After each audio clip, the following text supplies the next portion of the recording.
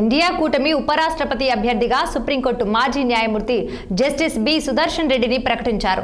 ఈ మేరకు AICC chief Mallikarjuna Kharge ప్రకటించారు. ఈ నెల 21న సుదర్శన్ రెడ్డి నామినేషన్ వేయనున్నారు.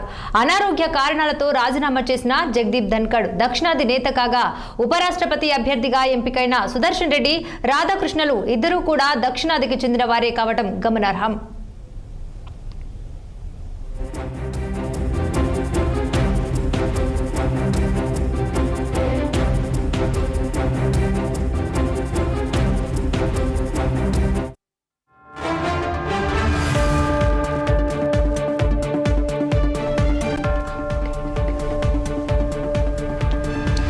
జస్టిస్ సుదర్శన్ రెడ్డి తెలంగాణ రాష్ట్రం రంగారెడ్డి జిల్లా ఆకుల మైలారంలోని రైతు కుటుంబంలో జన్మించారు.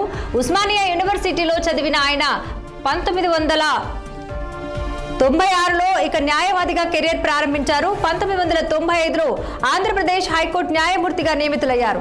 అనంతరం 2005లో సుప్రీంకోర్టు న్యాయమూర్తిగా పదవీ బాధ్యతలు చేపట్టారు. 2011లో పదవి విరమణ పొందిన పిమ్మట 2013 మార్చిలో మొదటి గోవా లోకాయుక్తిగా బాధ్యతలు స్వీకరించారు.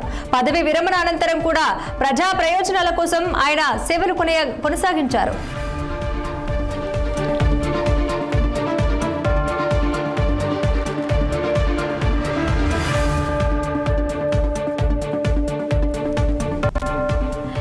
ఎన్డీఏ కూటమి తరపున బీజేపీకి చెందిన రాధాకృష్ణన్ ఉపరాష్ట్రపతి అభ్యర్థిగా ఎంపిక చేశారు. అందరినీ కలుపుకొని వెళ్లే సాఫ్ట్ స్పోకెన్ లీడర్ గా రాధాకృష్ణన్ కు పేరుంది. కోయంబత్తూర్ లోక్సభ నియోజకవర్గం నుంచి ఆయన బీజేపీ అభ్యర్థిగా 5 సార్లు పోటీ చేశారు. మొదటి 2 సార్లు 1998, 1999లో గెలిచారు.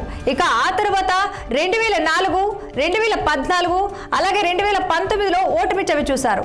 ఎన్డీఏ అభ్యర్థిగా రాధాకృష్ణన్ ను అనూహ్యంగా నరేంద్ర మోదీ, అమిత్ షా ఎన్నుకోవటంలో రాజకీయ ఎత్తుగడ ఉందా అనే చర్చ సాగుతోంది.